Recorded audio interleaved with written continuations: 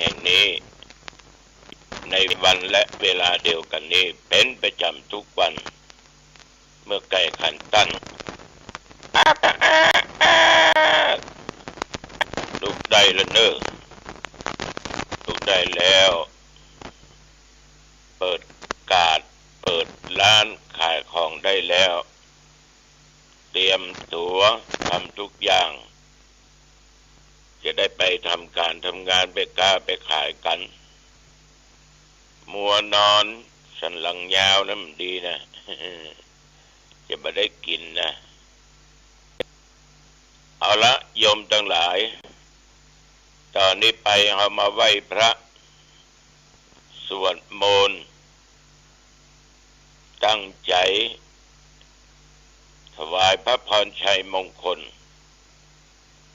แด่องค์สมเด็จพระเจ้าลูกเธอเจ้าฟ้าพัชรกิติยาภา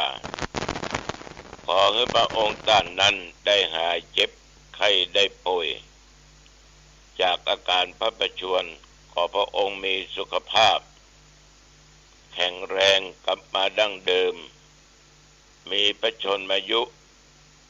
ยิ่งยืนนาน120 ปียิ่งขึ้นไปอรหังสัมมาสัมพุทโธภควา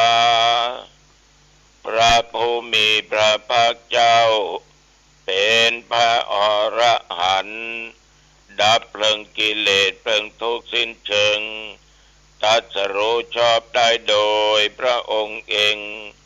พุทธังภวันตังอภิวาเทมิข้าพเจ้าอภิวาทพระผู้มีพระภาคเจ้าผู้รู้ผู้ตื่นผู้เบิกบานกราบพระพุทธสวากขาโตภควตาธัมโมพระธรรมเป็นธรรมที่พระผู้มีพระภาคเจ้าตรัสไว้ดีแล้วธัมมังนัมมัสสามิข้าพเจ้านมัสการพระธรรมกราบพระธรรมสุปฏิปันโนภควโตสาวกสังโฆพระสงฆ์สาวกของพระผู้มีพระภาคเจ้าปฏิบัติดีแล้วสังฆังนัมมามิข้าพเจ้านอบน้อมพระสงฆ์กราบพระสงฆ์นะโมตัสสะภะคะวะโตขอนอบน้อมแด่พระผู้มีพระภาคเจ้าพระองค์นั้นอรหัตโตซึ่งเป็นผู้ไกลจากกิเลสสัมมาสัมพุทธัสสะตรัสรู้ชอบได้โดยพระองค์เองนะโมตัสสะภะคะวะโตขอนอบน้อมแด่พระผู้มีพระภาคเจ้าพระองค์นั้นอรหัตโตซึ่งเป็นผู้ไกลจากกิเลสสัมมาสัมพุทธัสสะตรัสรู้ชอบได้โดยพระองค์เองนะโมตัสสะภะคะวะโตขอนอบน้อมแด่พระผู้มีพระภาคเจ้าพระองค์นั้นอรหัตโตซึ่งเป็นผู้ไกลจากกิเลสสัมมาสัมพุทธัสสะตรัสรู้ชอบได้โดยพระองค์เองพุทธังสรณังคัจฉามิธัมมังสรณังคัจฉามิสังฆังสรณังคัจฉามิตุติยัมปิพุทธังสรณังคัจฉามิตุติยัมปิธัมมังสรณังคัจฉามิตุติยัมปิสังฆังสรณังคัจฉามิตติยัมปิพุทธังสรณังคัจฉามิตติยัมปิธัมมังสรณังคัจ ชามิตติยัมปิสังฆังสรณังคัจฉามิยะโตอังปะเกเนอริยยะชาติยะชาโตนาปิจานามิสันจิจาปานังชีวิตาบุโรเปตาเตนะสัจเจนะโสติเตโหตุโสติขัพพัสสะโพชังโคสัตติสังฆาโตธัมมานังวิจโยตถาวิริยัมปิติปัสสัตถิโพชังคาจะตถาปะเร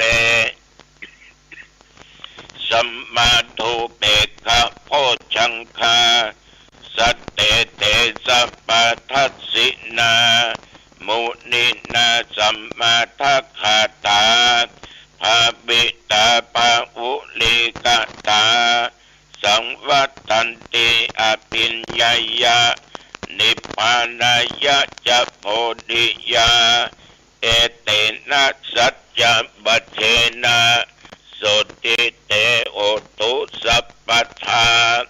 เอกัสสมิงสัมมะเยนะโทโมคัลลานัญจะกัสสปังกิลาเนตุกิเตติสวาโพชังเคสัตตะเทสัญเยเตจะตังอภินันดิตวาโรคามุตจิงสุตังคะเนเอเตนะสัจจะวัชเชนะโสติเตโหตุสัพพทาเอกทาธรรมราชาปิเกลัญเยนาปิปิริโตจุนทเตเรนะตัญเยวะพันนาเปตวานะสาทะรังสัมโมติตวาจะอาภาธาตัมหาพุทธาสิธานะโสเอเตนะสัจจวัชเชนะโสติเตโอตุสัพพทาปะอินาเตจะอาภาธาตินันนัมเปมะเอสินังมัคคาอัตตกิเลสาวะปัตตานุปติธรรมะตังเอเตนะสัจจะบัจเจนะโสติเตโหตุสัพพทาภวตุสัพพะมังคลังรักขันตุสัพพะเทวตาสัพพะพุทธานุภาเวนะสัทธาโสติภวันตุเตภวตุสัพพะมังคลังรักขันตุสัพพะเทวตาสัพพะธรรมานุภาเวนะสัทธาโสติภวันตุเตภวตุสัพพะมังคลังรักขันตุสัพพะเทวตาสัพพะสังฆานุภาเวนะสัทธาโสติภวันตุเตโดยการกล่าวสัจธรรมขอเมื่อพระองค์ท่านนั้นได้หายจากอาการพระประชวรโดยพลันขอถวายพระพรกรมอุตุได้ประกาศบอกว่าระยะนี้ระวังฟ้าฝนลูกเห็บลมและอากาศร้อนอากาศร้อนอบอ้าวไปทั่วทุกสารทิศสำหรับหนองตองและใกล้เคียงนับตั้งแต่เมื่อตะวันวามาจนถึงปัจจุบันบ่มีฝนตกแม้แต่หยดเดียวอากาศร้อนอุณหภูมิ22 องศาแต่ตะวันกลางวันนี้ขึ้นเป็น40 กว่าจัดนัก ญาติโยมคนพอเป็นลมเป็นแรงบางคนนั้นกินข้าวก็บ่ล้ำนอนก็บ่หลับเลยหมดสติเลยตายไปก็มีระมัดระวังเน้ออากาศร้อนอยู่ด้วยกันพ่อแม่ลูกพ่ออุ้ยแม่อุ้ยปู่ย่าตายายต้องระมัดระวังจะไปขาดสติเน้อจะไปอู้กันแยงเน้อบ่ได้มันร้อนอย่างอี้ปลังมาเหลือฮ้อนมันจะตายมาอู้อย่างอี้ม่วนเน้อถ้ามาม่วนไปตายได้หรือไปเนี่ยแยงลงเนาะจำเบิ้นไปตายก้อยอู้ก้อยจากันมีไม่ออกคนหนึ่งออกไปใส่พักใส่อย่างมันฮ้อนเลยล้มปุ๊บไปพร้อมกับถอดจิตวิญญาณไปเนี่ยญาติโยมมันเกิดขึ้นได้ทุกอย่างฮ้อนนักมันก็บดีหนาวนักมันก็บ่ค่อยอันละคนเฮานี่ญาติโยมต้องระมัดระวังเด้อไปฮื้อมันร้อนถึงกายอ้อมใจมันจะเกิดเรื่องเกิดราวขึ้นนักนี่ตัวเจ้าขอฝากไว้แต่ว่ากินของงายแล้วก็ตอนเจ้านะก็มีคุณโยม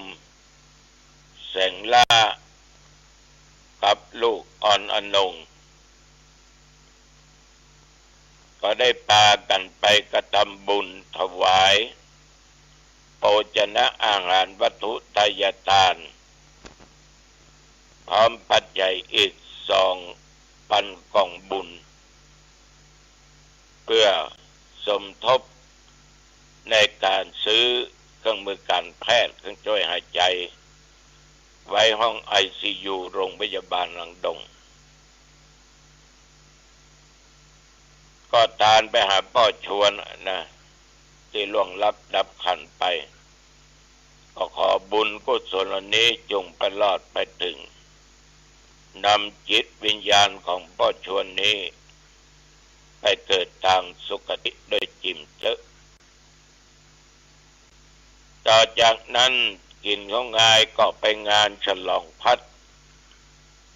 พร้อมมอบการตั้งแก่สวัสดิเจ้าอาวาสวัดดงปะงิ้วตำบลบักขุนหวานอำเภอสมบัติตองมีพระเดชพระคุณหลวงพ่อพระเทพปริยัติที่ปรึกษาเจ้าคณะภาค7เป็นเป็นประธานนอกนั้นมีหลวงพ่อจังหวัดเชียงใหม่ละปูนพระมหาเถระเพิ่นมีการเจริญพุทธมนต์แล้วก็มอบตั้งดำรงตำแหน่งเจ้าคณะตำบลดำรงตำแหน่งเจ้าคณะตำบลแทนตนเก่าวันนี้ที่วัดมะขามหลวงขอโทษที่วัดมะขุนหวานสันปะตองหลวงพ่อจังหวัดจะไปมอบตาตั้งรักษาการรองเจ้าคณะอำเภอสันปะตองการตั้งรองเจ้าคณะอำเภอสันปะตองเสียดายที่ไม่ได้ไปร่วมขออภัยด้วยจิมต่อจากนั้นญาติโยมหลังจากปอนเสร็จก็ตั้งใจจะไปฉันเพลแต่ตัวเองนั้นน่ะเอารองเท้าตั้งหน้าเวลาไปฉันเพลไปจัด2 ที่1บนวิหาร2ที่ในกุฏิเจ้าอาวาสแล้วก็นิมนต์พระมหาเถระก็ห้อมโตนอไปย่ำใส่ไปหิน เอามาย่ำมาได้มันมีรองเท้าโดยปิกมาที่เก่าจะไปฉันบนวิหารก็ ก็ฉันละเนี่ยเลยนั่งรถกลับสะดวกสบายมาแวะปั๊มน้ำมันซื้ออาหารกล่องนั่งฉันในรถปั๊มน้ำดื่มไปทำบุญส่งน้ำธาตุและเสนาสนะที่วัดต้นปินอำเภอเมืองเชียงใหม่เพิ่นก็กินข้าวเรียบร้อยลังเพียวหันเพียวนี่ไปกินไปทานแล้วก็ปิกมาที่วัดกำแพงงามมาบวชเน้นปิดภาคฤดูร้อนคุณยายสงวนและคุณแม่ลุงอรุณอุจเจริญพร้อมกับลูกเต้าเนาะเพราะว่าที่อยู่ตั้งเชียงไฮ้ป่อนลินก็ดีนภาพรก็ดีปัญชริตาก็ดีนะตลอดจนชนดิชาปัจจัยทุกบาททุกสตางค์ที่ฮับเป็นเจ้าภาพในการบวชเนนและบัดซึก6 ตนละ 1,500 กล่องบุญนั้นจะมาไปมอบแก่ผู้อำนวยการโรงเรียนทางดงสังฆราชบอกว่าเจ้าภาพที่กล่าวนามมาเนี้ยขอมอบไว้เป็นกองทุนในการสนับสนุนเน้น6 ตนที่บวชแล้วบัดซึกบวชแล้วจะเรียนนักธรรมเรียนปริยัติเรียนสามัญขอมอบได้6 ตนนี่มอบเรียบร้อยแล้วเน้อโยมแม่เน้อก็ขอพระบุญกุศลอันเกิดจากการบรรพชาและจะอยู่ศึกษาต่อในพุทธศาสนานั้นบังเกิดแก่เจ้าภาพที่กล่าวนามมาก็มีความสุขความเจริญยิ่งขึ้นไปด้วยจิตเน้อแม่เน้อขอบใจต่อแม่คำปันลุงยอดชัยประการ100 กล่องบุญคุณวรวรรณยายวง100 กล่องบุญก็อุ้ยคำลูนยายวงทำบุญวันเกิด90 ปีบ้านอยู่ตำบลสันกลางอำเภอสังกำแพง1,000 กล่องบุญขออนุโมทนาเป็นอย่างมากศรัทธาญาติโยมทั้งหลายตะวานี้บวชเน้นที่วัดกำแพงงาม35 ตนมาบวชที่วัดขุนคงอีก5 ตนแต่ว่าก็มีละอ่อนลูกฝรั่งบุคคลตอนสอนกรรมฐานนั่นน่ะบากถ้าใครพูดเสียงดังก็จะให้อยู่ตามกำหนดการถ้าเสียงไม่ดังก็ให้อยู่3 เดือนแล้วก็เร็ววอกเร็วแวกรอนลูกฝรั่งนะแม่ก็ยกมือแล้วก็คุยกับลูกเปิ้นถ้าใครอยากจะอยู่ตามกำหนดก็พูดดังๆเขาว่าตั้งแต่เกษาถึงตะโจโอ้ฝรั่งเสียงดังเฮ้ยเสียงดังฟังชัดเสร็จเรียบร้อยปอนอย่างก็กลับวัดพอค่ำพอมืดวันนี้ก็จะบวชอีกตอนเจ้านี่50 ตนเป็นตุเจ้า4เน้น46ณที่วัดสันทรายเมื่อตอนเจ้าเนี่ยแล้วก็บ่ายโมงนี่ที่วัด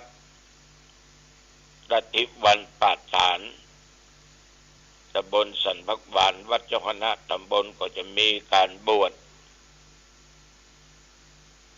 อีก30 กว่าตนต่อจากนั้นก็จะมาบวชปล่อยสั่งลองอีก28 ตนปีนี้เพื่อห่างดงเนี่ย นับตึงที่บวชแล้วบ้านปงสาวเอ็ดนี่นะรวมถึงหมดญาติโยมได้100 ป่ายจัดนักก็ดีใจไปกุฏิก็ถามว่าที่บวชบัดศึกมีก่อที่หั่นก็มีที่นี่ก็มีดีใจจะได้ทายาทได้สมณเณรเพิ่มเติมได้ศึกษาร่ำเรียนพระธรรมวินัยอยู่วัดอยู่ว่าปฏิบัติปัดปูครูบาอาจารย์นะฉะนั้นจึงขออนุโมทนาต่อผู้บวชต่อผู้ปกครองที่นำลูกเต้าเข้าไปบวชในครั้งนี้อนุโมทนานักท่านทั้งหลายแต่ว่านี่ก็เจอขี้เหล้าพอค่ำพอมืดมาอยู่วัดน้ำของสุราเมลัยนี่นะนักแก่นะเพิ่นถึงบอกว่ามันเหมือนไม้ขีดไฟก้านเดียวนะสามารถเผาผลาญที่อยู่ที่อาศัยได้บ้านได้มอดไม่ไปได้ฉันใดญาติโยมน้ำเมานี่ถึงเพียงน้อยเดียวก็อาจจะทำลายทุกสิ่งทุกอย่างในชีวิตของตัวเองได้อย่างน้อยก็เป็นโรคตับแข็งแล้วคือเจ้าอู้อย่างอิ่มถูกเลิกคนนิ่มเป็นคนเป็นมากินยังเป็นตับแข็งอยู่เปล่าแม่นว่าเที่ยงบางคนนี่หมดเนื้อหมดตัวเพราะน้ำเหล้าและของเมาทุกชนิดบางคนผิดกันกับลูกกับเต้ากับเมียกับผัวเป็นบ้านแตกแสลกขาดไปอยู่ทางใดก็ไปเดือดไล่ผัวไล่เมียไล่ลูกแต่มีเรื่องเล่ามาเมื่อหน้าไข้หัวมันก็เป็นนั่งไปนอนเอาตีนขาเนี่ยขวางประตูไว้ลองข้ามขากูล้อข้ามแข้งกูล้นหันดีโดนแน่ไปอยู่บ้านพ่อบ้านแม่มึงเหี้ยไปได้เอาแข้งขาไปขวางบ้านประตูไว้ถ้าข้ามจะโดนเนี่ยเดี๋ยวไม่ยิงเริ่มจ้างแย่ๆขับหนูขับในอยู่ในเฮือนนั่นนะในที่สุดญาติโยมฤทธิ์มันแห้งก็เลยยุบไปเนี่ยบ้านขาดสติเนี่ยบ้านขาดสติมันทำเสียทุกสิ่งทุกอย่างเสียครอบเสียครัวเสียทรัพย์สมบัตินะบางคนเอาไปกินไปเอี่ยวไปเล่นจนหมดจนซ้ำจนเสี่ยงเขาฝากกระป๋อออกไม่ออกเนอะมันเหมือนไม้ขีดเดียวนั่นนะสามารถเผาผลาญได้หมดน้ำฤทธิ์ของแอลกอฮอล์เนี่ยสามารถเผาในร่างกายก็ได้ครัวในก็ได้เผาผลาญทรัพย์สมบัติก็ได้วอดวายไปได้อย่างใดอย่างเนี่ยเนอะอย่างใดอย่างเนี่ยเป็นบุญเป็นกุศลขอเตอะปีใหม่เมืองมาถึงแล้วนะเนาะเนอะอายุวันโนสุขังพลังพบกันใหม่โอกาสหน้าเจริญพรแต่ถ้าแม่มีปัญญาแม่จะรู้แล้วว่าตอนที่แม่เจ็บป่วย3 เดือน7 เดือน1 ปีนี่แม่จะต้องวัดผลว่าลูกคนไหนที่ห่วงแม่เข้าถึงจิตใจแม่เนี่ยก็คือตอนที่พ่อแม่เจ็บป่วยพอแม่เจ็บป่วยนั่นแหละลูกคนไหนที่จะมาดูแลแม่แต่บางครั้งแม่เข้าใจว่าลูกคนที่ดูแลเราตอบสนองความรู้สึกเราเนี่ยจะต้องดูแลเราตอนที่เราเจ็บป่วยคิดเองเอง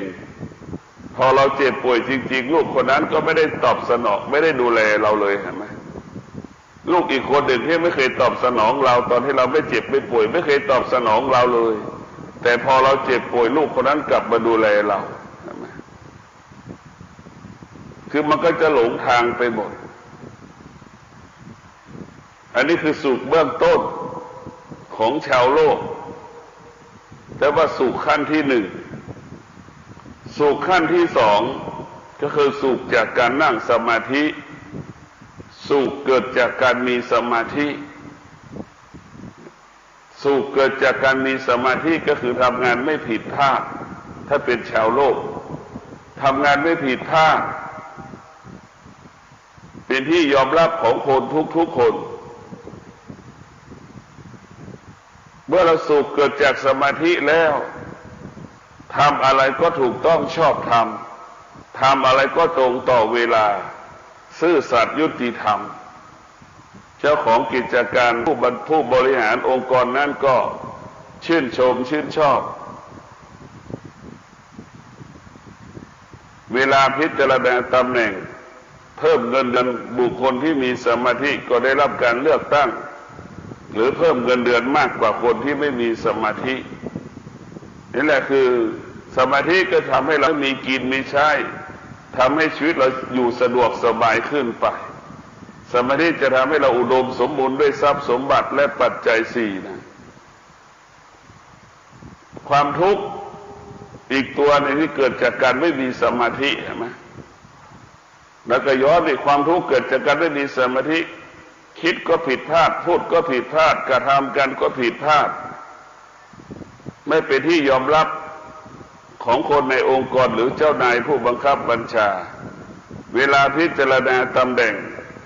เงินเดือนก็ไม่ขึ้นอดอยากลำบากการมีชีวิตอยู่ก็ขาดแคลนปัจจัยสี่อันนี้แหละคือทุกข์เกิดจากการไม่มีสมาธิเมื่อไม่มีสมาธิชีวิตก็ผิดพลาดทำงานก็ผิดพลาดอันนี้คือเป็นหลักของมันโดยตรงเพราะฉะนั้นพวกเราทั้งหลายสุขตัวที่สามก็คือสุขเกิดจากปัญญาตัวปัญญานี่จะทำให้เราสุขยิ่งใหญ่กว่าศีลยิ่งใหญ่กว่าสมาธิสุขปัญญาสุขปัญญานั้นเป็นสุขที่อยู่เหมือนสุขเกิดกลางอากาศมันยิ่งใหญ่เรียกว่าสงบสุขสุขของปัญญาไม่ยึดไม่ติดสิ่งใดสิ่งหนึ่งอยู่เหนือทุกสิ่งทุกอย่างรู้ได้